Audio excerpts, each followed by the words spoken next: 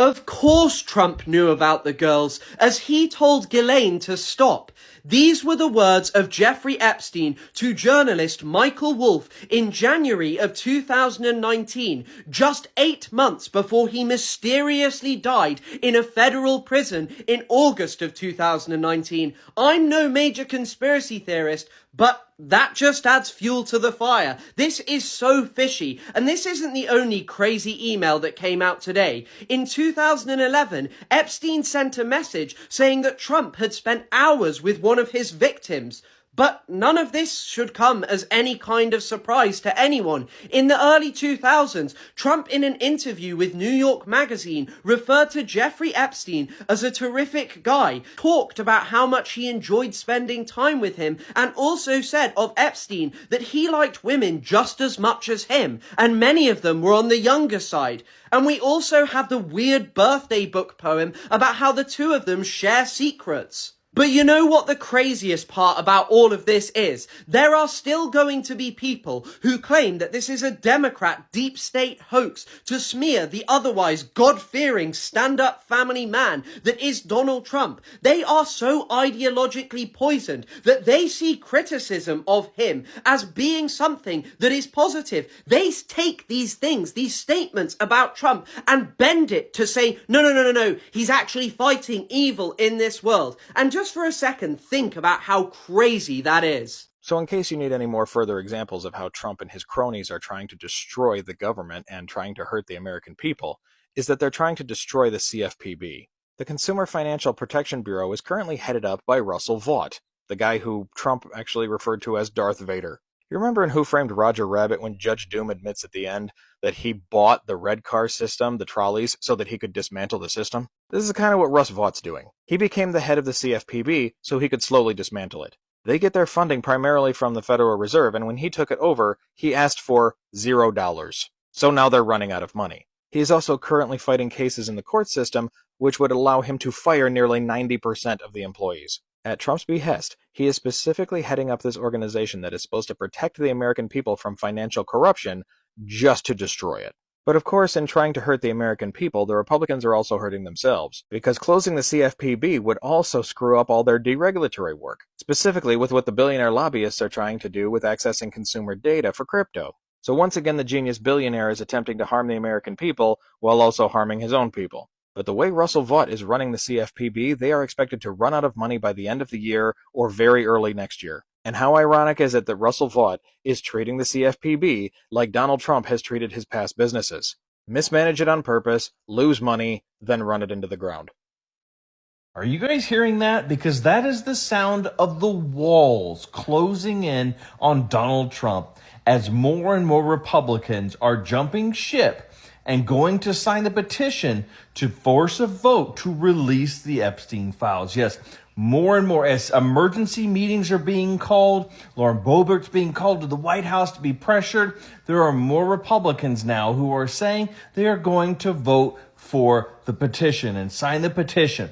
And this is exactly what is going to lead to the downfall.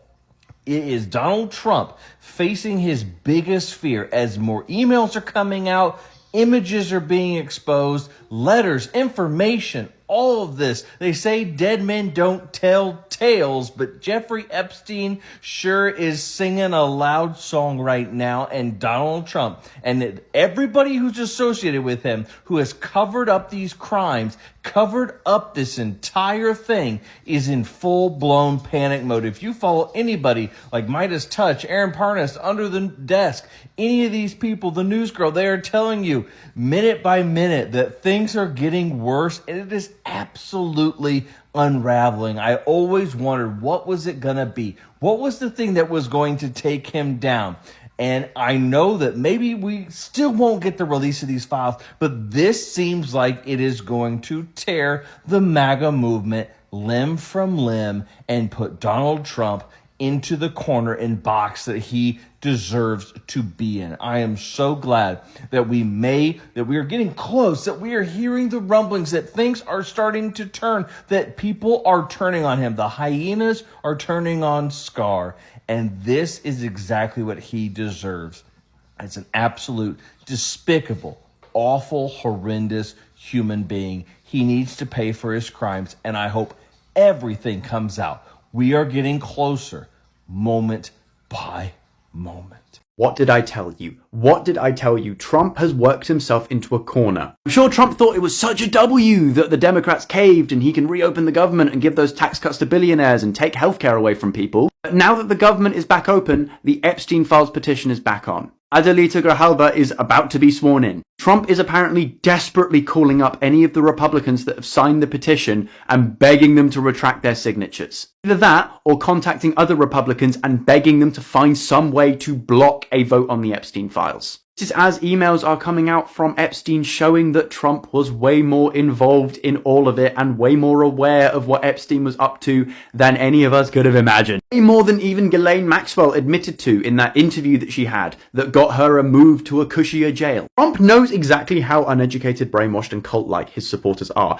and yet he is still desperately begging, ringing up completely irrelevant politicians like Lauren Boebert. When was the last time anyone cared about what Lauren Boebert thought? And begging her to retract her signature on the petition to force a vote on the files. Trump is a numb sociopath. The only things that scare him are things that he identifies as a credible threat to his existence. Republicans like Steve Bannon have already expressed fears that the Trump administration will be over as soon as the 2026 midterm results come in.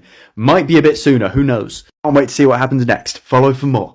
The President of the United States has a domestic violence survivor in a meeting right now where he is bullying her into not releasing information that ties him to the world's most infamous pedophile, Jeffrey Epstein. That's right. Donald Trump is trying to shake down Lauren Boebert so that she does not vote to allow the release of the Epstein files today. So first, let's take a look at the emails that came out today. These emails are not being released by the Department of Justice in any kind of transparency move from the Trump administration. Rather, these emails were provided by the Epstein estate to the Democrats on the Oversight Committee. That's why we're getting this information. Email number 1 from 2011, Jeffrey Epstein writing to Ghislaine Maxwell, marking the email with high importance. I want you to realize that the dog that hasn't barked is Trump. Victim spent hours at my house with him. He has never been mentioned, police chief, etc. I'm 75% there. And Ghislaine writes back, I've been thinking about that. And the White House didn't deny that this happened, but they claimed that the victim, whose name had been redacted, is Virginia Giuffre. Conveniently, Virginia Giuffre is the only person to have said that she never had a sexual encounter with Donald Trump. Jeffrey Epstein trafficked thousands of girls to hundreds of men. Pretty convenient that you say, oh, that victim name, that's Virginia, the woman who killed herself because of the pressure that she faced and who under duress said she never had an experience with Donald Trump.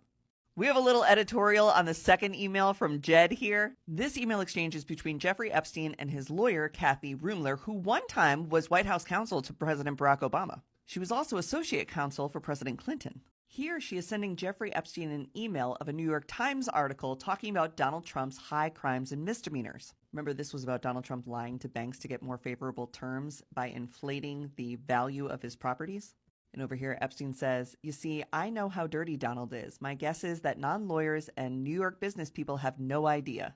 And then finally, there's an email exchange between the author Michael Wolff, who has done several different books on Jeffrey Epstein, and Epstein himself. It appears that here, Michael Wolff was asking Epstein if there's any questions he should bring up to Donald Trump. And Epstein says, you want to be provocative? Trump shuttle, Hawaiian tropic contests, the mortgage on Mar-a-Lago, revenue of his golf courses as income, total debt. People don't want to give him money because he says he's worth over $10 billion. Why should they give him money? Father brought chips into the casino to stave off bankruptcy. Chips because it was better than first lien under the gambling rules. Ask about Matt, his bagman, his loan from his brother-in-law, the judge's husband. How much did his father leave? And ask about his brother Robert. Robert died in 2020, but prior to that, he had been the president of Trump Organization. He's also rumored to be the person who negotiated all of Donald Trump's entertainment and sports contracts. He was also in charge of the casino in Atlantic City. The vote to release the full Epstein files is today sometime after 4 p.m., and it should go through so long as Lauren Boebert doesn't change her vote after being personally threatened by the president. So after an almost 8-week-long vacation, the House of Representatives is back in session today, Wednesday, November 12th. And so today, Arizona Representative-elect Adelita Grijalva, Democrat, who won her special election almost 7 weeks ago, was sworn in as a member of the House of Representatives. And immediately upon being sworn in, she became the 218th signature on the discharge petition to compel the Department of Justice to release the Epstein files. Now, a few things on this.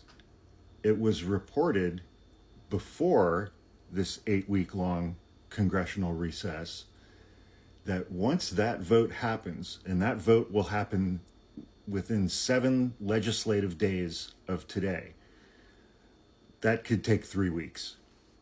I would expect that vote to happen the week after Thanksgiving. There will be a vote before the full House of Representatives on this discharge petition. It's got 218 signatures. It needs 218 votes to pass. How many Republican members of the House do you think are going to want to go on record voting against releasing the Epstein files? It was being reported before this 8-week-long recess happened that as many as 100 Republicans were going to vote in favor of it, because they're going to vote against this and then go back and see their constituents in their home districts and have to explain why they voted to protect Jeffrey Epstein and his clients. So I think this vote's going to happen the week after Thanksgiving, and I think it's going to pass by an overwhelming veto-proof margin.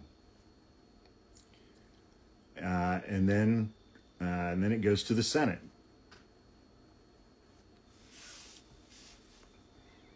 Where I think pretty much the same exact thing is going to happen.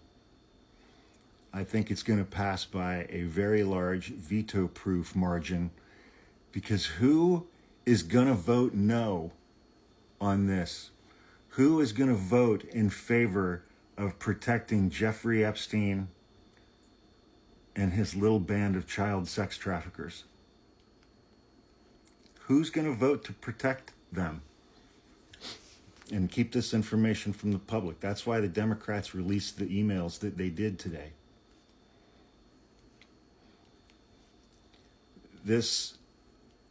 When you couple this with the election results of a week ago, the election results of a week ago were a nationwide repudiation of Donald Trump, his administration's policies, and MAGA. The fact that Donald Trump and his party lost by the huge margins that they did shows that, first of all, because Donald Trump wasn't on the ballot, his voters didn't show up, because they only show up to vote for him. So his power is not trickling down to other Republicans.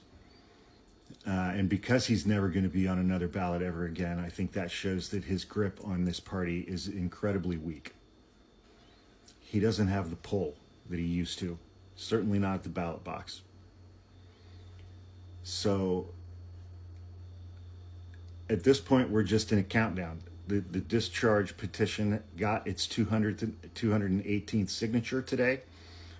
Now it's locked in. Even if somebody who signed yes before today wanted to change their mind, they're not permitted to. That vote is locked in. It is final. It cannot be undone.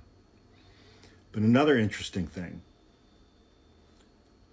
is that the margin in the House of Representatives, there's still one vacancy in the House, I think from one of the Democrats who passed away in office earlier this year. The margin in the House is 219 to 214, I believe.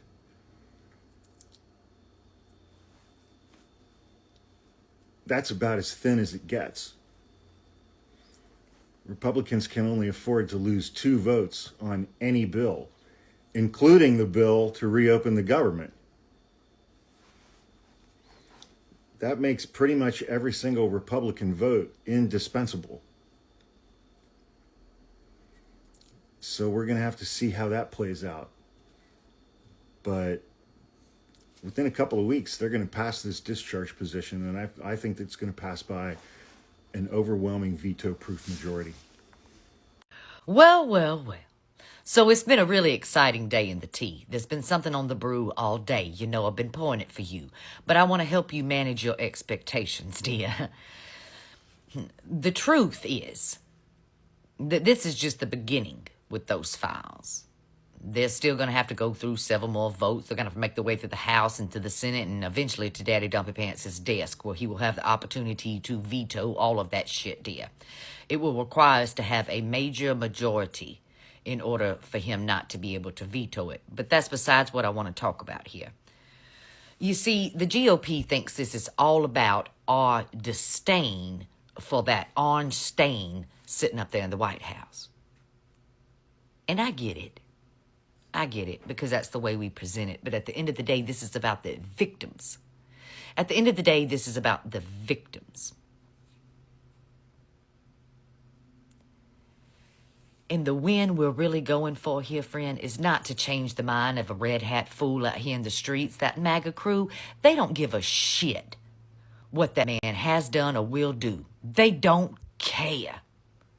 They would absolutely, because they truly believe inside their heart that he's a divine gift from God, they would hand their children over to that man.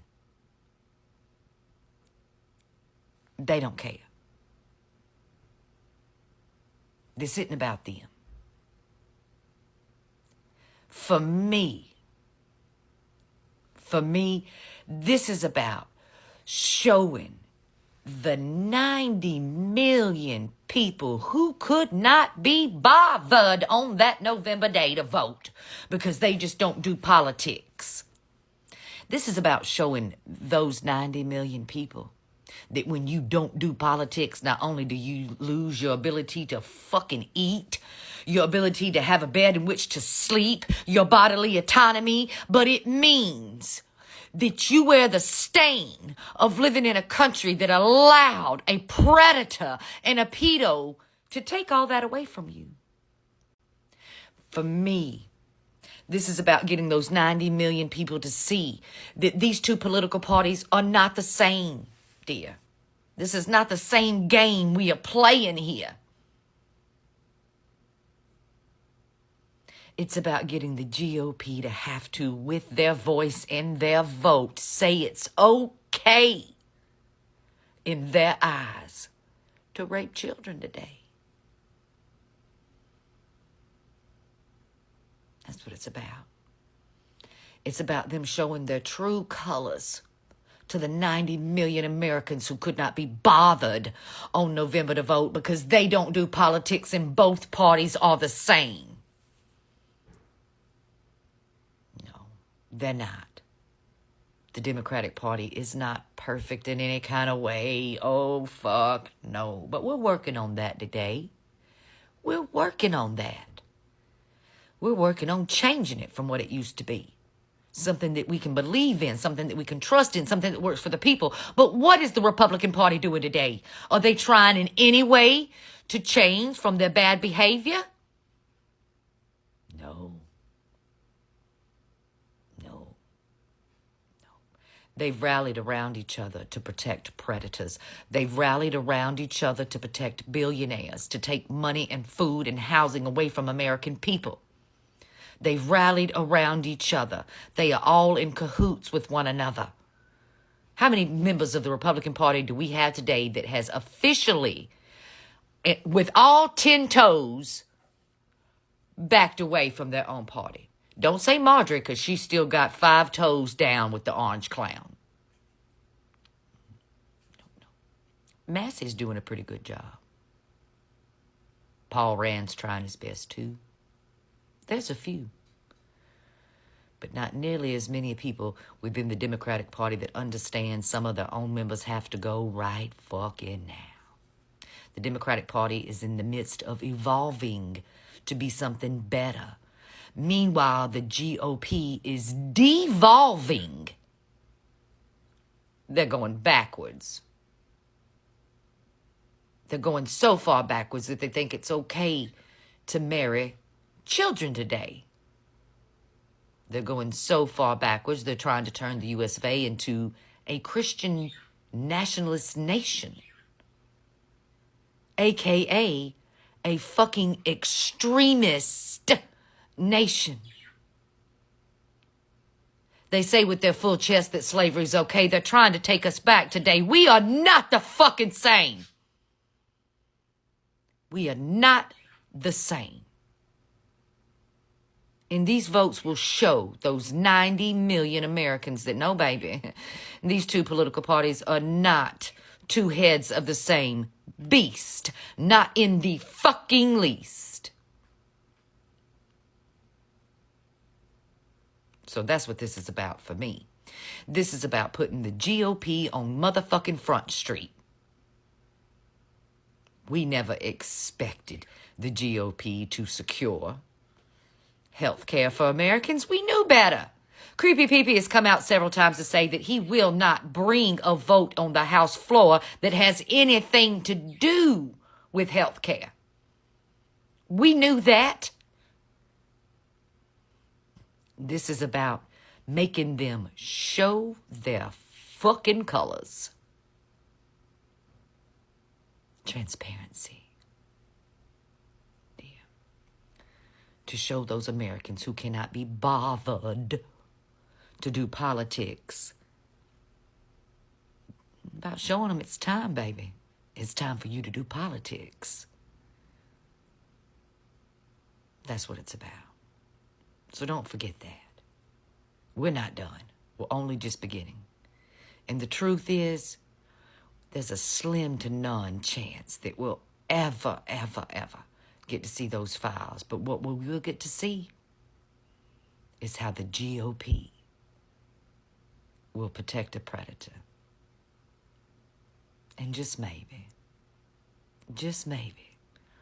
those 90 million Americans who could not be bothered will be really fucking bothered by how one political party is bending over backwards to protect child predators. And just maybe, they'll think that that's not politically fucking okay. And they'll come out to vote on that midterm day. Manage your expectations, dear. But don't lose hope. Somebody asked me in the comments section today on another video, how can I get on here daily and tell you all of this, but still somehow seem to have a smile on my face and drop down a bar in a rhyme or two? Because, baby, my hope is unwavering. I am a survivor, and I have suffered at the hands of some of the worst that humanity has to offer, dear, and I am still here. So I know that truth and knowledge are power. Hope. They'll never take that from me.